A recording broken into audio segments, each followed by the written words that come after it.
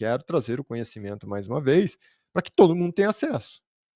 Só que eu quero também trazer os outros itens, né, que são formas mais específicas de avaliar o que é zona 2. Um outro formato, um pouco mais avançado de avaliar o que é zona 2 é a partir da frequência cardíaca.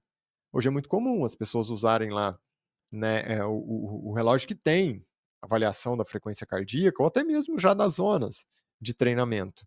E por que que é tão simples assim? O relógio muitas vezes já mostra ali a zona de treinamento, porque o cálculo, nesse caso, é feito a partir da sua frequência cardíaca máxima. Para adulto, pessoal, existe uma fórmula que é o seguinte, ó, a sua frequência cardíaca máxima é 220 menos a idade. Então você pega lá 220 menos a idade, você pega uma pessoa que tem 40 anos, o que é a frequência cardíaca máxima para essa pessoa? 220 menos 40, então 180 seria a frequência cardíaca máxima para essa pessoa. Como que eu verificaria, né, aqui a distribuição das zonas de treinamento? Lembrando, são 5 zonas de treinamento. A frequência cardíaca máxima é 220 menos a idade. Se eu treino, né, em 50 a 60% da minha frequência cardíaca máxima, isso é o que nós chamamos de zona 1 de treinamento. Se eu treino numa frequência cardíaca entre 60 e 70% da frequência cardíaca máxima, da pessoa, por isso depende da idade, isso é zona 2. Entendeu? Então a zona 2 pode ser calculada também a partir da frequência cardíaca máxima. De 60 a 70% da frequência cardíaca máxima da pessoa é o que nós consideramos treinamento zona 2. Um treinamento entre 70 e 80% da frequência cardíaca máxima é o que nós chamamos de zona 3 de treinamento. Entre 80 e 90%, zona 4. Acima de 90%, então de 90 a 100% da frequência cardíaca máxima é o que nós chamamos de zona 5. Agora que você já tem o conhecimento, né, do zona 2 é de 60 a 70% da frequência cardíaca máxima e a frequência cardíaca máxima é 220 menos a sua idade, ou então a zona 2 seria você fazer um exercício aqui, né, mais leve, que você consegue manter um diálogo com uma pessoa que está aqui do lado, você já tem uma ideia geral, de forma simples de se calcular o treinamento em zona 2. Eu vou falar sobre outras 2 formas mais específicas, mas eu queria trazer um conhecimento aqui para vocês que qual é a diferença entre o treinamento zona 2 para o zona 3, para o zona 4, para o zona 5. Então, o zona 1 é um treinamento de início, que aí você entra na zona 2. Tanto o zona 1 quanto o zona 2 são treinos de baixa intensidade. Então, eu estou chegando no máximo ali no zona 2 a 70% da frequência cardíaca máxima.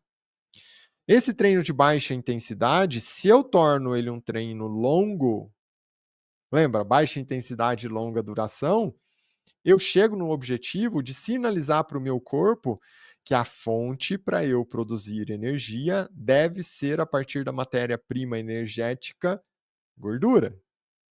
Que ele vai pegar lá o ácido graxo que vem do triglicérides, da gordura, e derivar para acetil-CoA para virar energia ou entrar na beta-oxidação para virar corpos cetônicos. Todas essas vias usam oxigênio e produzem energia.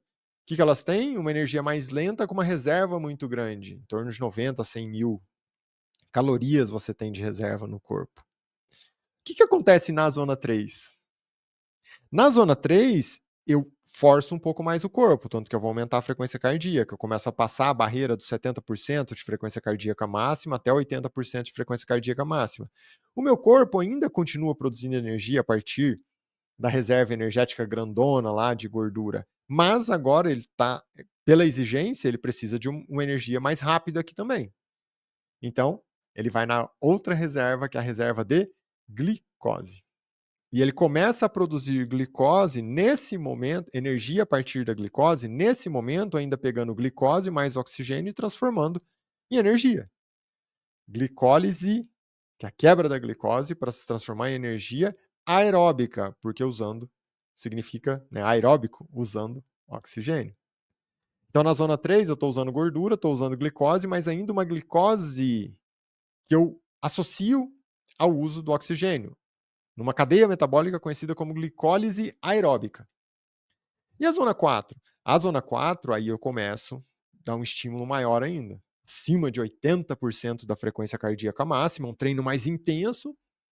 Vou precisar de mais energia, também continuo produzindo a partir de gordura, estou produzindo a partir de glicose também ali essa energia, só que com o uso de oxigênio, e o estímulo está aumentando, e agora o meu corpo começa, né, a não conseguir entregar oxigênio para isso tudo. E aí, nesse momento, no zona 4, ele começa a produzir energia por uma via que não usa oxigênio. A partir das gorduras, dos ácidos graxos que produzem acetil-CoA, corpos cetônicos, sempre usa oxigênio. A glicose com oxigênio é uma via que é a glicólise aeróbica, também vai usar oxigênio. Mas existe uma outra via, que está nesse lado aqui, ó, lembra que é o que depende da glicose? Em que eu vou pegar a glicose, lá na minha célula, e vou produzir energia a partir dessa glicose sem uso de oxigênio, numa cadeia metabólica conhecida como glicólise anaeróbica. Então, a zona 4 começa a acontecer a glicólise anaeróbica. Essa glicólise anaeróbica, em que eu pego a glicose, produzo energia, ela libera uma molécula conhecida como lactato, que é uma molécula muito boa para o corpo, inclusive, né, quando nós precisamos de um treino de mais alta intensidade. Um benefício dos treinos de alta intensidade é sobre a liberação do lactato, que tem vários efeitos positivos, mas eu pago um preço, que é liberar H+. E o H+, muda o pH da célula, começa a forçar o pH da célula uma tendência mais ácida, né? Cai o pH, que é a presença do H+. E isso repercute com o quê? A quebra. Ali vai da fadiga, vai da dor muscular. Então, a zona 4 e a zona 5 é quando a pessoa entra no ciclo de fadiga pelo processo de glicólise anaeróbica, em que eu produzo energia a partir de glicose sem oxigênio, com aumento da produção de lactato e H+. E o H+, não é o lactato, o H+, é o que provoca a queda do pH e a fadiga muscular. Então, aqui você entende que assim, ó, nossa, agora eu tenho uma percepção clara sobre o que acontece em cada uma das fases das zonas de treinamento, o que é a zona 1, o que é a zona 2, o que é a zona 3, que é uma transição, o que é a zona 4, o que é a zona 5. A zona 1, que é uma progressão, a zona 2, que eu estou produzindo energia a partir de gordura, a zona 3, que é uma transição que eu estou produzindo a partir de gordura e de glicose, mas ainda todas as vias usando oxigênio, a zona 4, eu uso a da gordura, eu uso a da glicose com oxigênio, e eu começo a usar a da glicose sem oxigênio, que é a glicólise anaeróbica, a zona 5, muito glicólise anaeróbica, muito produção de lactato e H+, fadiga muscular. Por isso que agora, né, volta para o raciocínio lá sobre como descobrir o que é a zona 2. Nós discutimos sobre a questão do conseguir conversar com alguém que está ali próximo a você, a partir da frequência cardíaca máxima, em 220 menos a idade, vou lá fazendo as porcentagens, a zona 2 de 60% a 70% da frequência cardíaca máxima. E existem dois outros formatos, sendo que um deles, agora são os melhores formatos, nós fazemos o quê? Dosamos o lactato. Por quê? A produção do lactato no corpo, ela fica aumentada em qual zona? Na zona 4. Quando eu tenho um exercício que eu estou dando uma intensidade maior. O que era a zona 2? Uma intensidade menor e uma duração maior. Então, treino de baixa intensidade e longa duração. Então, praticamente, eu não tenho produção de lactato.